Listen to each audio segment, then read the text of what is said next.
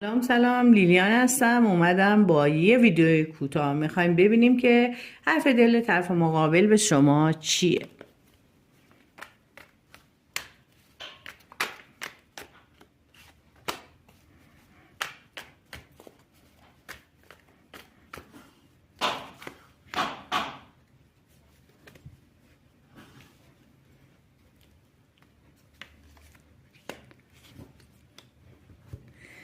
خب اگه تو رابطه هستید که خیلی سختگیری میکنید برای طرف مقابل، یا اینکه طرف مقابلتون رو محدود میکنید و سخت میگیرید برای طرف مقابل، میگه که این کار رو نکن، چون با این کار طرف رو میذاری با این سختگیری هات طرف تو بلا تکلیفی میمونه، تو سردرگمی میمونه و هی فکر میکنه هنوز من وارد، یا مثلا اون رابطه محکم نشده یا با همدیگه تا وارد چارچوبی زندگی نشدید. طرف فکر میکنه که هنوز وارد یه چارچوب نشدیم، این همه داره سختگیری میکنه، پس اگه این با من بخواد توی خونه زندگی کنه خب دیگه سختگیری هاش بیشتر میشه.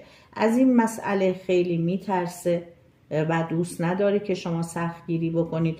ممکنه که اگه طرف مقابل حرف دلشو الان داره به تو میزنه، میگه که ممکنه که من مسائل کاری و مالی داشته باشم، مسائل و مشکلات کاری مالی داشته باشم، به خاطر همین نمیتونم الان اون قدمی رو که میخوام بردارم. خیلی دوست دارم به سمت تو بیام و این رابطه رو محکمش کنم، ولی اینکه مسائل و مشکلات نمیذاره. از اون ورم تو آدمی هستی سختگیر، آدمی هستی که برای هر چیزی بهانه میگیری و من وقتی سختگیری های تو رو میبینم، بهانه گیری های تو رو میبینم، میترسم.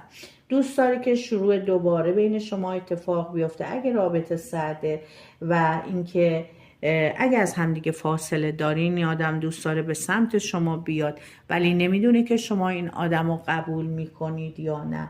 خیلی از این جریان میترسه.